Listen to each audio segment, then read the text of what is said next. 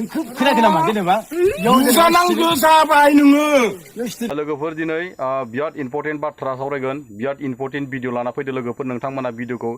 skip खालामालासेनो जोबजासिम नायलांबानो जाबाय लोगोफोर भिडिअनि थ्रुयै नोंथांमोना निस्सय माने नलेजबो मोननो हागौ एबा एसे माने रागा जोंथावबो जानो हागौ आरो दिनैसिम माने इलेक्सना खाथि खाथि फैयै बिराद गोबांफोर केम्पिं लुनानै बिराद गोबांफोर केम्पिं खालामनानै दिनैसिम माने इलेक्सना माने जानाय समाव माने गामि गेजेर हाबनानै आबसुफोरखौ एबा माने पाब्लिकजों माने दाङाबाजि नांलाय खमलाय जानाय गेदेरखौ उन्दैया नाख्थुरलायनाय बेफोरबायदि माने नांलाय खमलाय जानायखौ नुनो मोन्दों आरो गाबोन समफोरहालागै इलेक्सन जायोब्ला आंनाव हो नोंनाव हो बेफोरबायदि माने दाङाबाजि जालायनानै माने गेदेरखौ उन्दैया नाख्लायनायखौ नुनो मोन्दों आरो नांलाय खमलाय जानायखौ नुनो मोन्दों आरो ना इउनियन आबसुजा जालायनानै माने आसि थुलायनानै बा पलिटिकेलनि राजनितिकनि बाथ्रा बुंनायखौ माने गामिनि थासारि रायजो राजाफोरा माने बेफोर बाथ्राखौ माने खोनासंनाय बा बुंजानो बादों आरो ना बेनि गेजेरजों नांलाय खमलाय जादों नोंथांमोना ससे भिडिअ क्लिपखौ नायना लाग्रोदो बिदि होननानै नों राजनितिनि खोथा दिहुननो हाना जों गामियाव जोंबो मिथिगौ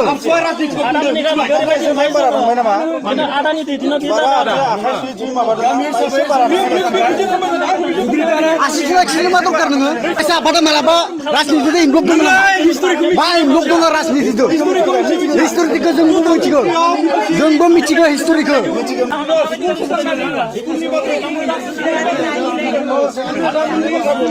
बेफोरनि खोथा बुं राजनितिनि खोथा बुंनो दरखार गैयाना गामिनि थासारिया गाज्रि जौगानाय गैया दे मारिबा লাগে मा बारबा লাগে खोनायाखै नोंनि उदैयासो कारे समाजाव नोंसोर बायदि गोनांलै नोंसोर माने बेलेग डाइरेक्सन जेनेबा बिसोरो एबसुआव फैयाखै होनबा बिसोर स्टुडेन्ट इउनियन हिसाबै फैदो आं एबसु जाबाय नों होननाया जाबाय बेदलाबारि जों गामिया लाब जादों इयाव लाब जादोंलै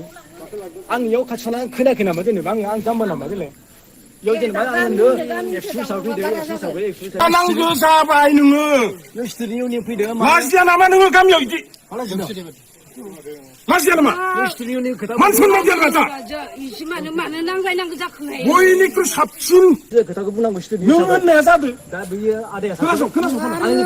खोनासं बियो आदाया होनदों नों होननाया जादों बेलेगाव दा थां होनदों बेलेगाव जाबाय नों होननाया जादों नोङा मा नों होननाया जादों माने बेलेगाव मानो थांगोन आच्छा नों होनदों नोङा मा नों होननायाबो जादों दा आंखौ मानो सोबाखै नोङो मानो सोबाखै सोबानाया दासो मानि थाखाय जोंनि गामि स्कुलाव मिटिं नुदों मानो डिस्टार्ब होदों नोङो मानो डिस्टार्ब होदों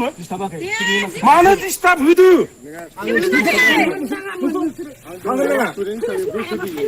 अरे यार आङो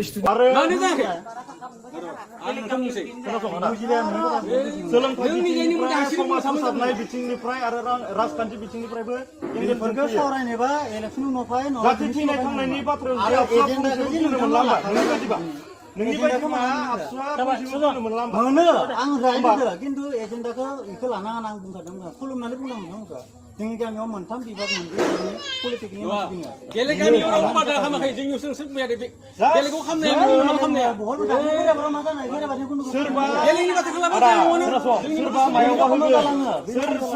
सोर जेरावबो सोर बेयावनो होगोन खिन्थु जोंनि ड्राइभार खासेखौ बुंना हरदों मेलापारायाव सोर बुंना हरदों जोंबो दिनै केस होदों जों मिथिगौ नोंथाङा प्लिज खुलुमदो गामियाव हाब फरायसानि खेथ्रआव बुं बिमा बिफा गार्जेननि खेथ्रआव बुं जौगानाय खेथ्रआव सावराय खिन्थु नैबे बर्थमान थासारियाव राजनितिखौ लानानै खुनु दिना नोंथांमोना एजेन्डा लानानै आं बेखौ खावलायग्रोखादों आगोलावनो नोंथांमोना बेखौ मानो मिथिनायासै जों खोनासंबायना नोंथांमोना जोंखौ ओंखारलांखाबाय सिगांनिफ्रायनो खामानि थादों दं दा समाव इलेक्सन टाइमावसो फैयो बेफोरो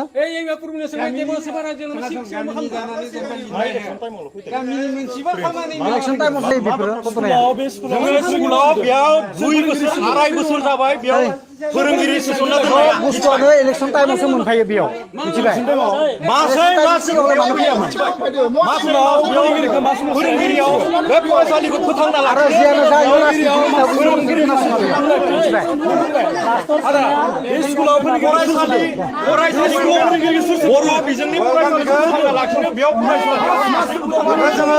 बेखौ जों खुलुमदो बेखौ जों मोजां मोनदों सोलोंथाइनि बिखय रायलाय जौगानायनि बिखय रायलाय जोंनि गामिया बहुत सोलोंथाइ बिथिङावबो रायलाय साखरि साखरि गैया जोंनि गामियाव बिनि बिखय रायलाय सोलोंथाइ बिथिङावबो खिन्थु राजखान्थिनि सोमोन्दै दा रायलाय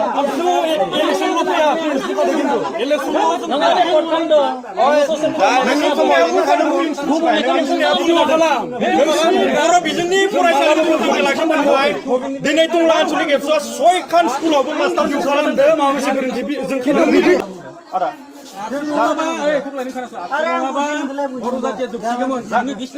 जाथि थैनायनि खोथा फैयोबा बेयाव समाज फोसाबनायनिफ्राय समाज फोसाबनायनिफ्राय